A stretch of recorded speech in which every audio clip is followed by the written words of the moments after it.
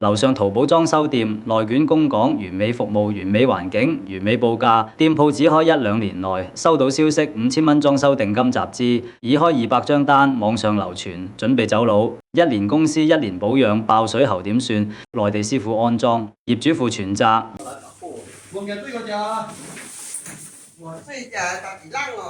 內地師傅在業主單位開工，業主就算不知情都負全責，請業主小心，已有2單傷亡事件。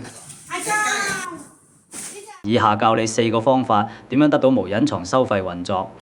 留意裝修公司都有好多隱藏收費，以下係客戶購買單位之後，確保已付裝修公司定金所提供服務，避免隱藏收費內容有以下流程：1、約地產檢驗樓宇，公司進行樓宇初步檢驗，確保結構安全和符合法規。2、通知設計師，讓設計師知道檢驗結果，並開始材料及室內設計規劃。材料物件尤其是淘寶相片材料，恐怖在細節。3、完成室內設計細節報價，提供完整室內設計報價。若需要細節及虛擬實景 VR 展示，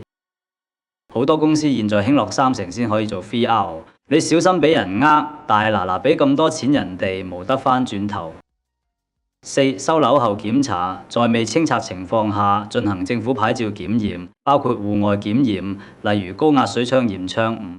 5、清楚返單位擺位及細節報價，根據實際單位尺寸及客人要求進行擺位，若無爭議可安排師傅開始施工。6、清拆後檢驗報告，清拆完成後由合資格政府認證師傅進行最後細節檢驗報告，呢個流程才能確保樓宇安全性和室內設計質量，有助於各方協調與合作。